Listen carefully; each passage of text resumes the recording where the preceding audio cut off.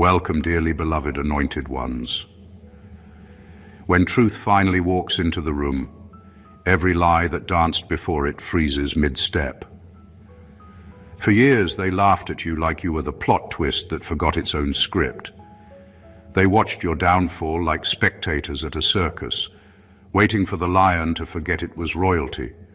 But time, that quiet, merciless historian, had other plans. It began writing your vindication in places even you didn't know were sacred. And now, something wild is happening.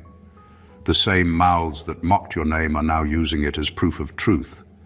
The irony is so rich, it could pay off their karmic debts.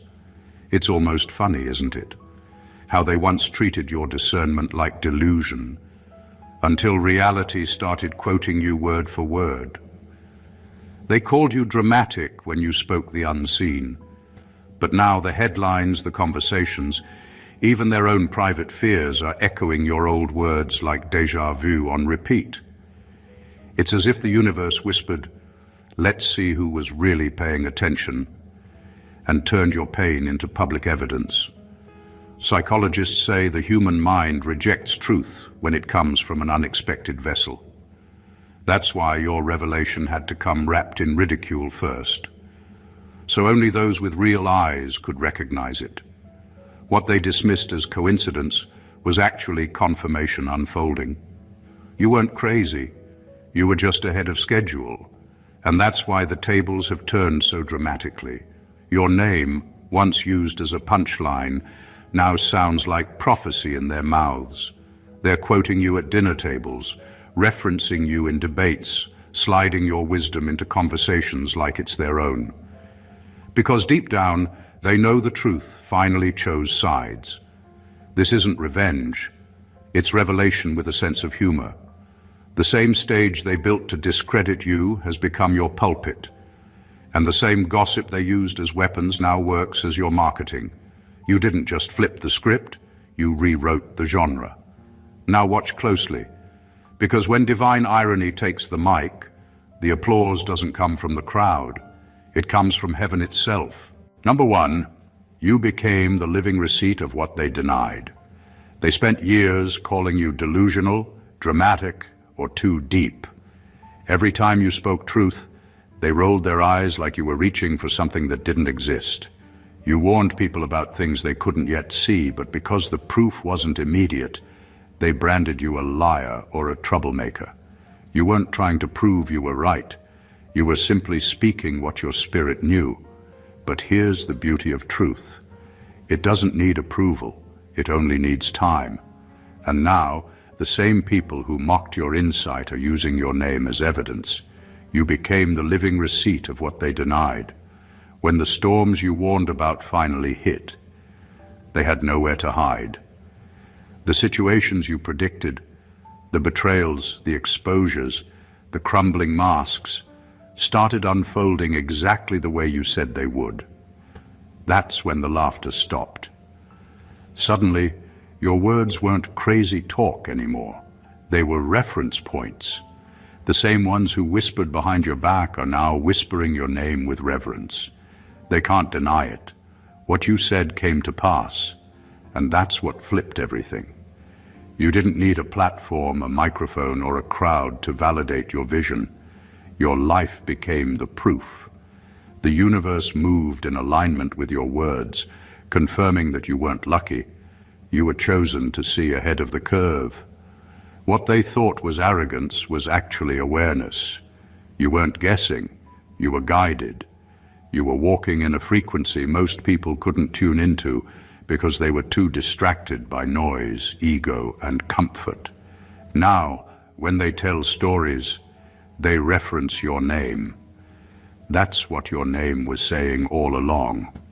You became the proof that discernment ages well, that what's ridiculed in one season becomes respected in the next. It's a full circle moment they didn't see coming. Their disbelief became your documentation. Every insult they threw at you turned into a timestamp that confirms the authenticity of your insight. That's what happens when divine truth moves through human resistance. It gets mocked first, misunderstood second and honored last. You didn't force them to believe. Reality did that for you. And now your existence stands as quiet but undeniable evidence that when truth finally matures, it always points back to its original messenger. Number 2, they tried to erase you, but ended up highlighting you. They wanted to erase you so badly that they ended up engraving your name deeper into the timeline. Every lie they told, every rumor they spread, every smear campaign they launched, all of it was supposed to make people forget you ever existed. But instead, it built an unshakable trail of evidence. The more they tried to bury you, the more they exposed you. Their attempts to destroy your image became the reason people started investigating who you really were. And the truth, once hidden under layers of distortion, started shining brighter with every attempt to silence it. What they didn't understand is that defamation has an expiration date, but integrity doesn't. Lies fade when people start paying attention to patterns, and you, without even trying, became a pattern that couldn't be denied. Every person who repeated a false story about you unknowingly documented their own deception. Every fake accusation became a permanent record of who they were, not who you were. And when the smoke cleared, there you were, standing untouched by their narratives, glowing with the quiet strength that only endurance can produce. It's funny how things work out. They thought they were writing your ending, but they were actually drafting your legacy. Every time they tried to delete your name from the conversation, someone else brought it back up. Not to mock you this time, but to question why you were treated so harshly in the first place. The same gossip they spread in hatred became breadcrumbs leading straight to your vindication. They handed you immortality while trying to hand you shame. Now when people look back, the truth is obvious. The ones who tried to destroy you look bitter, repetitive, and desperate. You, on the other hand, look unbothered, refined, and wiser for the experience. You didn't have to fight to clear your name. Time did it for you.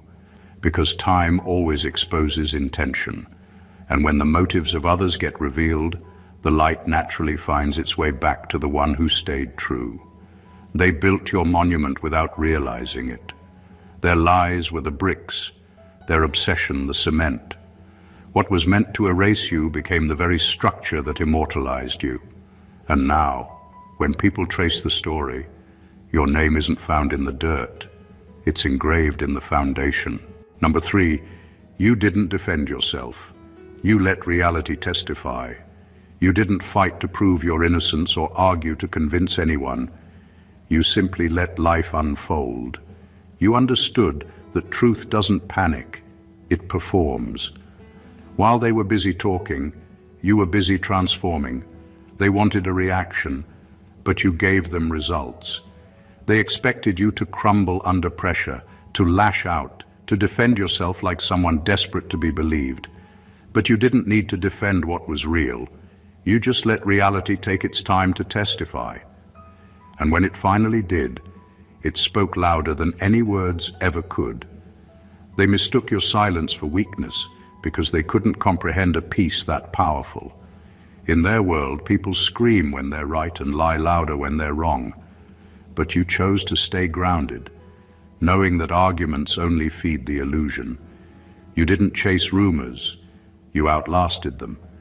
You didn't try to fix every story because deep down you knew the truth didn't need rescuing. It needed witnessing. You gave it that. You allowed time, not emotion, to do the explaining. And in doing so, you let the universe set up the perfect reveal. The moment reality started aligning with your truth, their confusion turned into quiet guilt. They remembered the things you said, the warnings, the boundaries, the calm refusals, and suddenly it all made sense. You didn't have to revisit old conversations. Life replayed them for you. People who once ignored your words now replayed them in their minds, realizing how every accusation against you collapsed under the weight of evidence. The very situations they used to discredit you ended up validating you. That's the divine irony of restraint. You gave them nothing to twist, nothing to feed on, nothing to use. You left space for truth to echo naturally, and when it finally did, it didn't just clear your name. It elevated your presence. It showed that you weren't surviving the chaos. You were mastering it. You weren't being quiet out of fear. You were being still out of strategy. And now, those same people who thought your silence meant surrender finally understand. You weren't avoiding the fight. You were letting the facts do the fighting for you. Time became your witness, and truth became your revenge. Number 4, you became the standard they secretly measure truth against. They used to dismiss your insight like it was noise, too bold, too unconventional, too uncomfortable. You spoke truths that didn't fit the script they were trained to follow, so they labeled you the outsider. But now, those same people secretly measure everything against what you said first. When someone new shares an idea, they compare it to your voice, your style, your lens. You became the reference point they pretend not to notice. You became the standard they can't publicly admit they use. It's a strange kind of justice, and not loud or dramatic, but quietly undeniable. They can't erase the blueprint you created. You were the one who said things before they were trending, who understood patterns before they were recognized. You were laughed at for seeing what was coming, but time caught up to your vision. Now your perspective is the ruler by which they test what's real and what's performative. Even when they don't credit you, they echo you. You can hear it in their tone, in their phrasing, in the way they now discover truths you laid down long ago. What they used to call arrogance, they now call awareness. What they mocked as too deep, they now call wisdom. They've realized your insight wasn't about being clever. It was about being connected. You weren't trying to be right. You were being real. And now they can't shake that. Your words linger in their heads when they speak. Your approach shapes their delivery. You've become their unspoken compass, the invisible bar they measure themselves against. The hierarchy flipped without you even trying. You stopped seeking validation and started walking in self-assurance. And that's when they realized they needed your language to stay relevant. You became the syllabus they secretly study from, the tone they attempt to mimic, the clarity they try to claim. You turned rejection into instruction without lifting a finger. Now, when truth enters the room, it sounds like you. Your influence became so deeply woven into the atmosphere that they can't separate your essence from the enlightenment they chase. You didn't fight for recognition, you became the reference. And that's the kind of victory no title or acknowledgement can ever compete with. Number 5, your exile became their enlightenment. When they pushed you away, they thought they were cutting you off from influence. They assumed your silence would equal your disappearance, that isolation would break your spirit and erase your voice. But what they didn't realize is that separation was your initiation. The exile they designed to destroy you became the classroom where your wisdom matured. You weren't losing connection, you were gaining clarity. While they were busy performing for approval, you were deepening your understanding in secret. The space they thought would swallow you became the soil where you took root. In that quiet wilderness, you didn't just survive, you evolved. The noise stopped, and suddenly you could hear the deeper frequency of truth that most people never slow down enough to catch. You started seeing patterns, decoding behaviors, and gaining revelation about life, people, and purpose.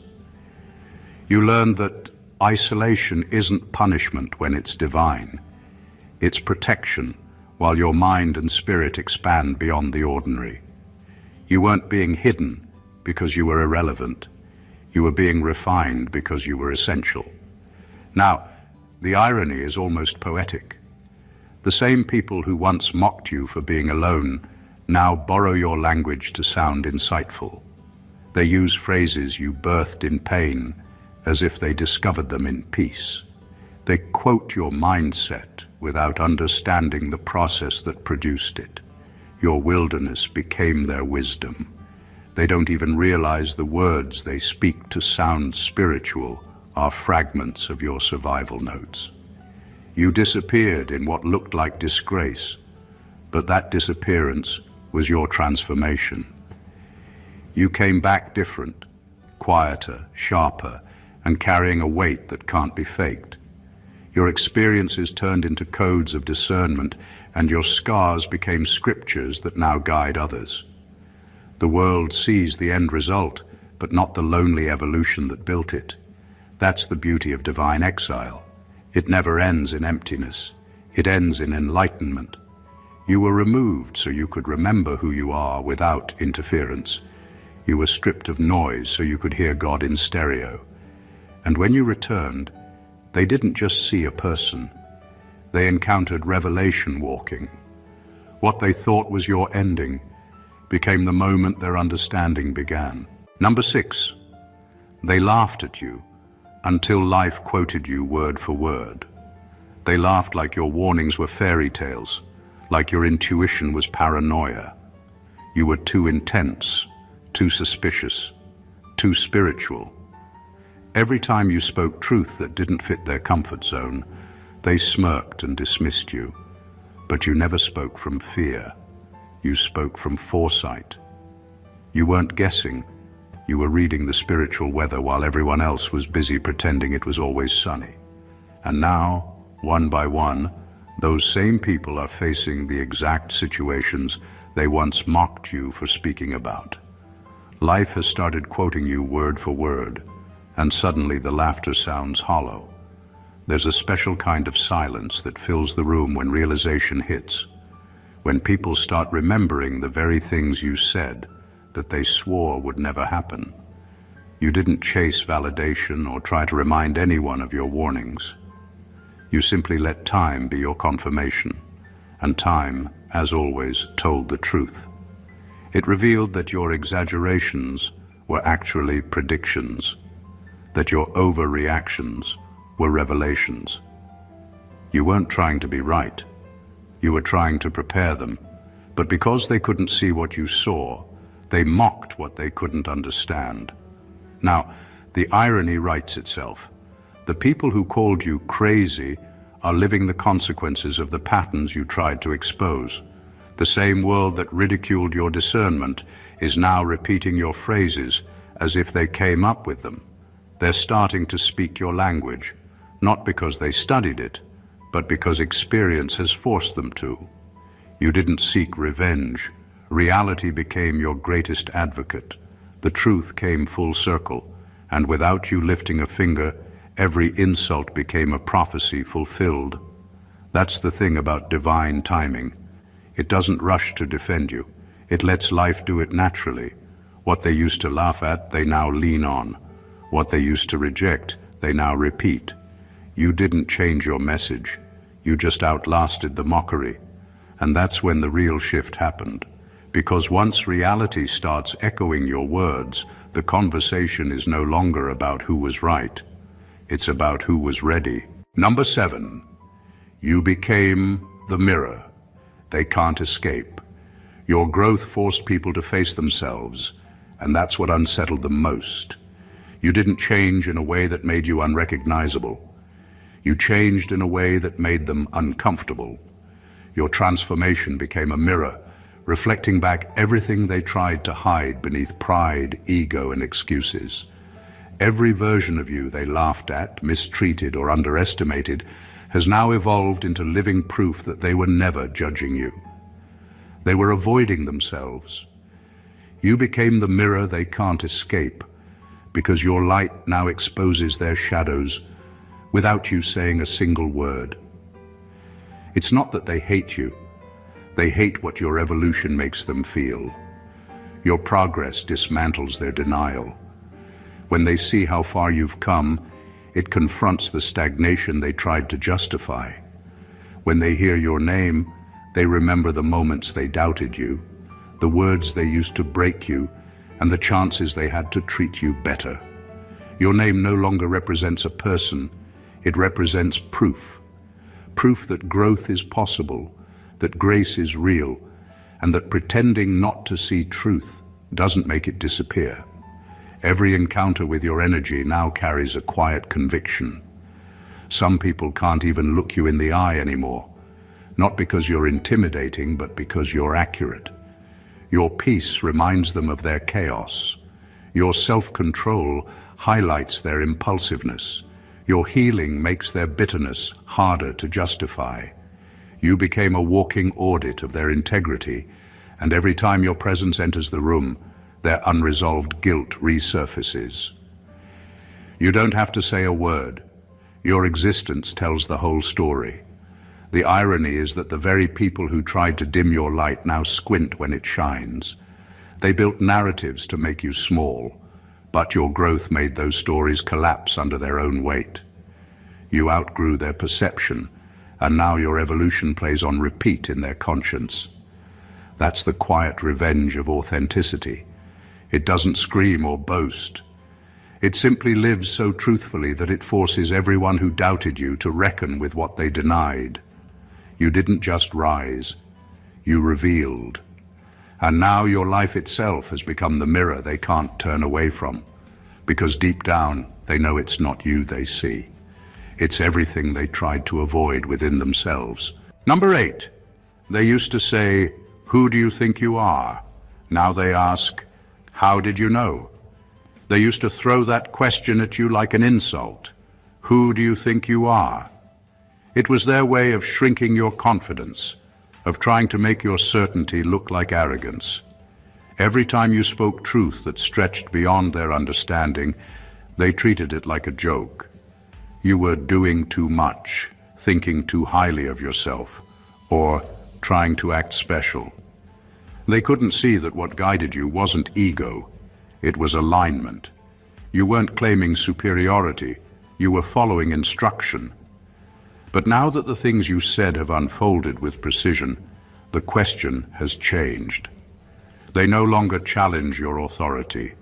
They inquire about your accuracy. How did you know? That shift in tone tells you everything. It's not just that they believe you now. It's that they recognize something greater was operating through you. They realized your insights weren't random thoughts. They were revelations. You didn't predict, you perceived. You weren't guessing your way through life. You were being guided step by something divine. And what they once called coincidence has become confirmation stacked upon confirmation. They're seeing that your knowing wasn't luck, it was leadership from above. What's striking is how life humbled the same mouths that once mocked your awareness.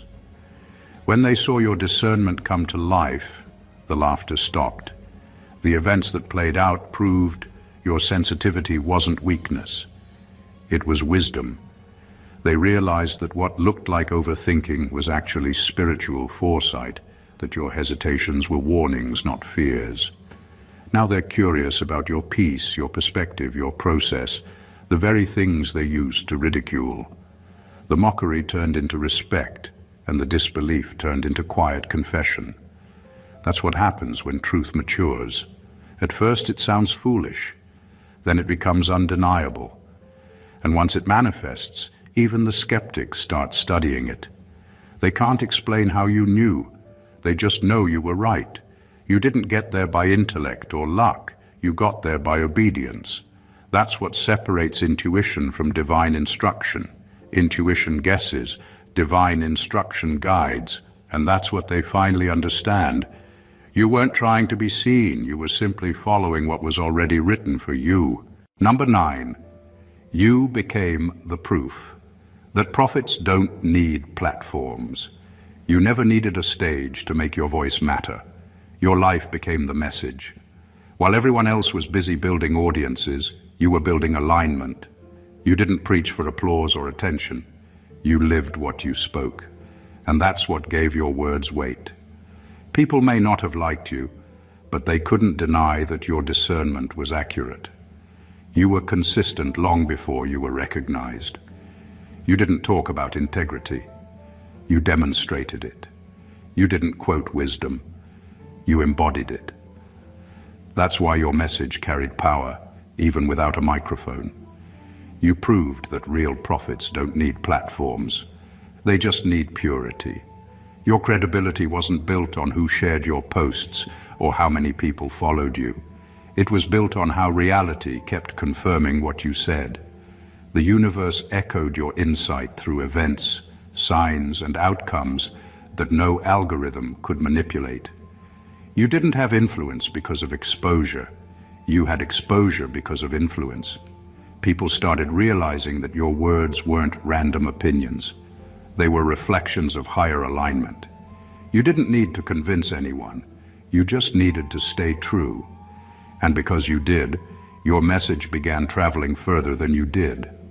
People started quoting you without giving credit, repeating your thoughts as if they were their own, using your revelations to sound enlightened.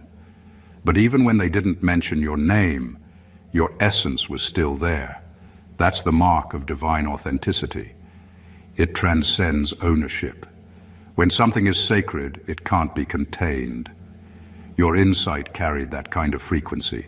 That's why it spread. That's why it stuck. The irony is that while many chased platforms to sound important, your absence made you louder. Your silence carried authority. You didn't need to announce yourself because life itself announced you. People didn't follow you because of branding. They followed because of resonance. And now your words are treated like scripture, not because you demanded reverence, but because truth stamped its seal on your spirit. You didn't chase validation. You became verification. You proved that when someone is truly chosen, their impact doesn't depend on visibility. The message doesn't need a stage, it just needs a vessel. And you became that vessel, ordinary in appearance, but carrying something unmistakably divine. Number 10, you shattered their illusion of power by surviving without their approval. They truly believed that if they controlled your image, they could control your outcome. They assumed your value depended on their validation, that if they tarnished your name, the world would forget you. They didn't realize that reputation and purpose don't answer to the same master. Reputation lives in people's mouths. Purpose lives in God's plan. So when you kept rising despite their sabotage, the illusion of their power started crumbling. You shattered it simply by surviving without their approval. They had built their whole identity around the belief that approval equals authority, that if they were the gatekeepers of opportunity, then they were the authors of destiny. But you exposed the flaw in that thinking. You thrived without their open doors. You prospered without their platforms. You grew in the dark, far from their recognition. And that's what broke their control. Because once someone learns to live without human permission, they become untouchable. You didn't just escape their grip. You rendered their influence irrelevant. Your resilience confused them. They watched you take hit after hit, expecting you to beg for acceptance, but instead, you turned pain into purpose. You weren't bitter. You were becoming. You didn't chase seats at their tables. You built altars instead. And when favor began showing up in places they never invited you to, they realized something they didn't want to face. You were never running on their system. You were powered by grace, not gossip. That's the moment the illusion of their power shattered completely. They saw that the titles, the clicks, the influence, none of it could create what you carry. Because divine favor can't be fabricated. It's earned through obedience, not popularity.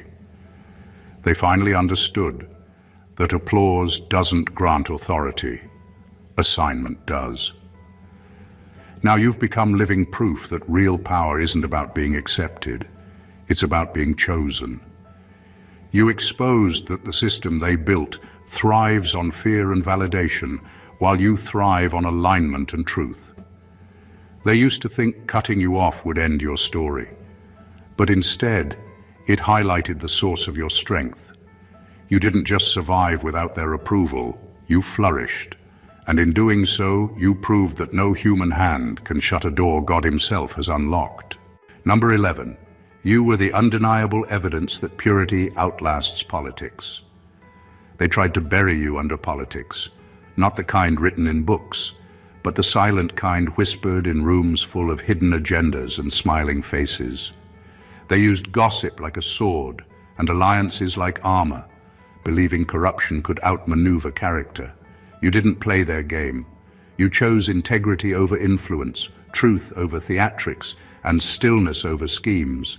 They mistook your quietness for weakness, not realizing that purity has its own kind of power, the kind that doesn't fade when the lights go out. They relied on manipulation to rise, but you relied on alignment. You didn't bend the truth to fit into rooms. You let truth build a room around you.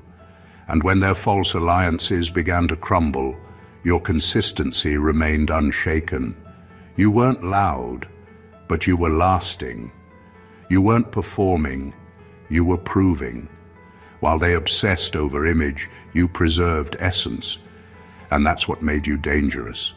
In the end, the politics collapsed under its own weight. The ones who once seemed untouchable got tangled in the very webs they spun. The masks fell. The stories unraveled. But you stood untouched, not because life didn't test you, but because you refused to contaminate your soul to win.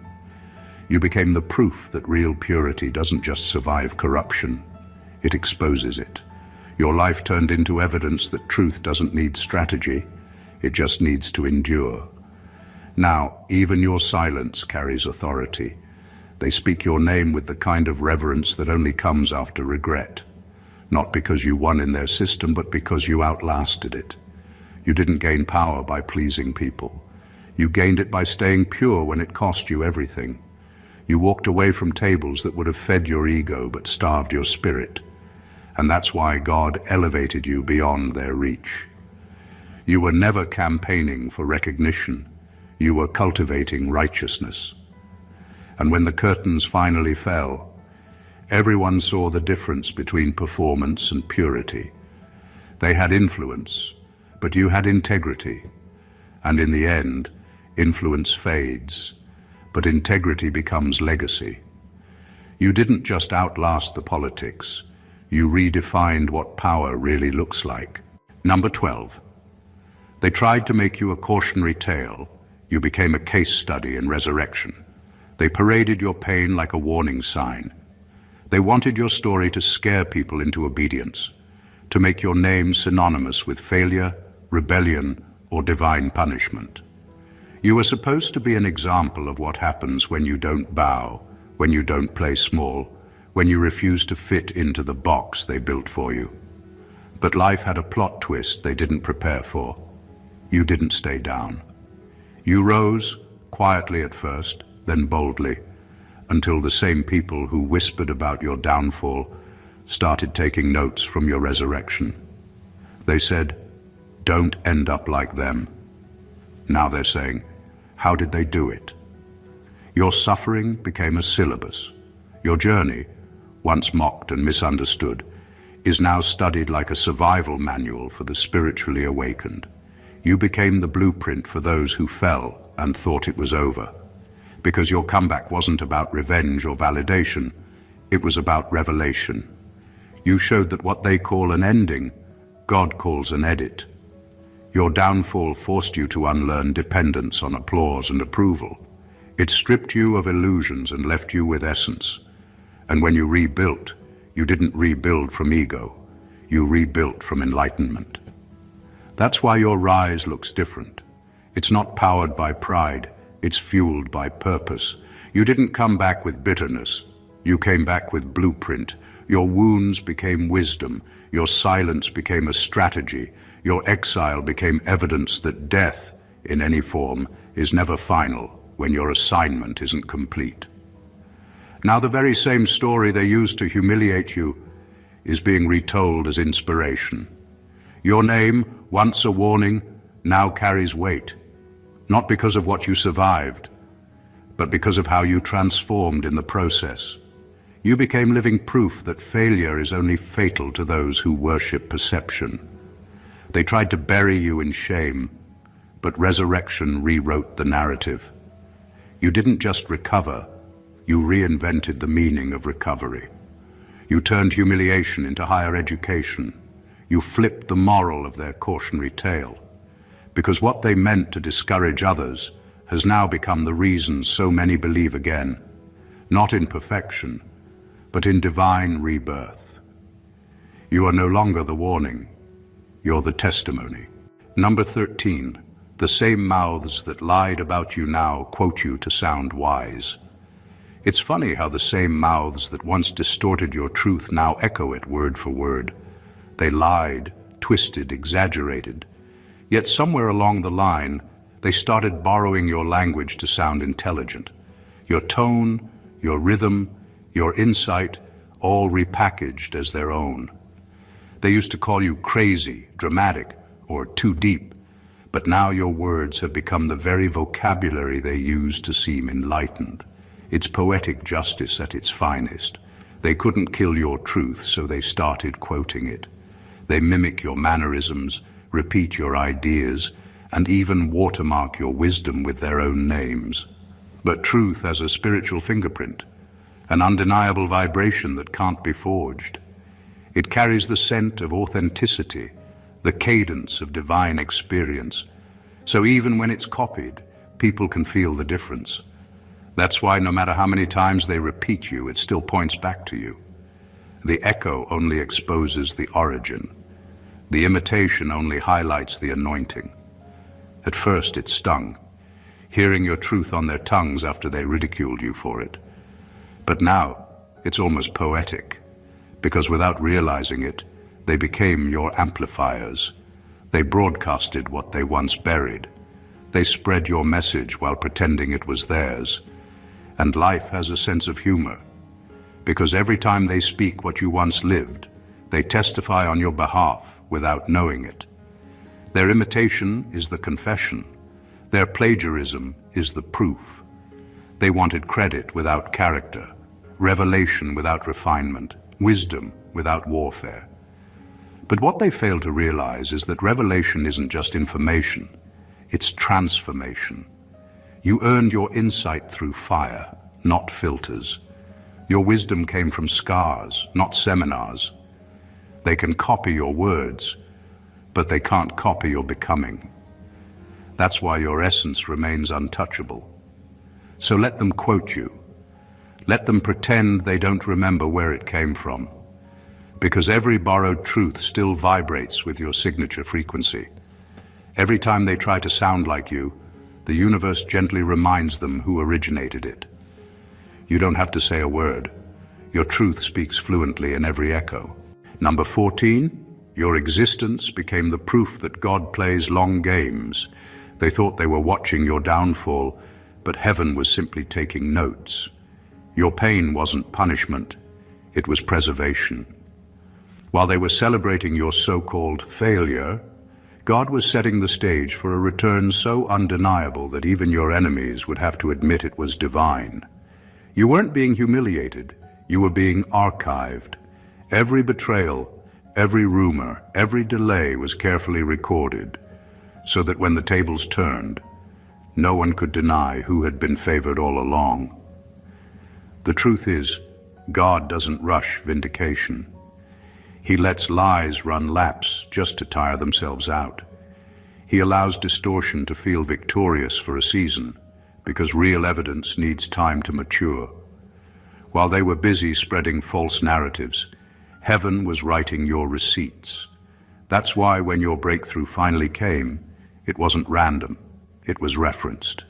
Every tear, every loss, every moment of silence became part of your divine documentation. You didn't just reappear. You resurfaced as proof that God keeps meticulous records. They wanted your story to end in shame, but God was building a storyline so precise that even skeptics had to admit this was no coincidence. You became the living contradiction to their conclusions. They thought delay meant denial, but it was divine timing in disguise. Because when God plays long games, he doesn't just restore, he reverses perception.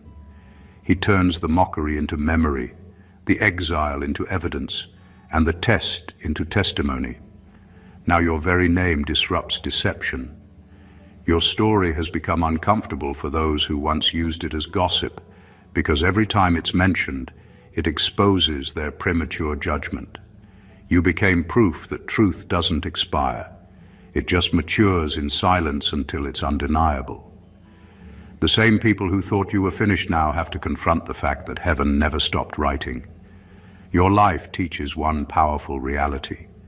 God doesn't lose in the short term, he wins in the long arc. The setup was strategic, the silence was sacred, and the outcome? Surgical. You didn't just survive the waiting, you became evidence that divine justice is patient, precise, and public. Truth took its time, but when it returned, it brought the receipts. In the end, chosen ones, your story became the revelation everyone needed but didn't see coming. They tried to define you, confine you, and erase you, yet you became the very evidence that truth can't be buried, only planted. Every betrayal turned into a seed, every exile became a chapter, and every silence became a sermon.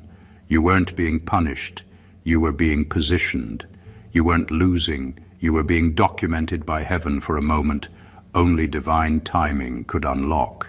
You didn't just survive, you inverted the entire narrative. What was meant to disgrace you ended up glorifying the very essence of who you are. They used your name in mockery, but now they use it to measure truth. They called you delusional, but now they call you ahead of your time. And the beauty of it all, you never had to fight for recognition. Your results spoke for you. You became the proof that divine authenticity outlasts every false storyline, every rumor, every imitation. Your journey shows the world what happens when God's timing meets human resilience. The same ones who thought you were finished now use your story to inspire others. The same mouths that lied about you now echo your words to sound wise. And the same system that tried to exile you now quietly studies your blueprint. You flipped the script not by force but by faith, not by power but by presence. Because when heaven endorses your purpose, no human opinion can cancel your impact. Every moment of pain was a prophecy in disguise. Every misunderstanding was a mirror exposing the difference between illusion and insight. You became living proof that purity outlasts politics, that resurrection follows ridicule, and that divine timing makes even your humiliation holy. The truth didn't just return, it returned wearing your name. So if this message resonated with you, don't keep it to yourself. Someone out there needs to be reminded that divine vindication is never late. It's layered. Make sure you subscribe to the channel, like, comment, and share this video with someone who's walking through their own storm. Because your voice could be the reminder that the long game of God always ends in glory. And when it's your turn, the same mouths that doubted you will declare, they were right all along. God bless you.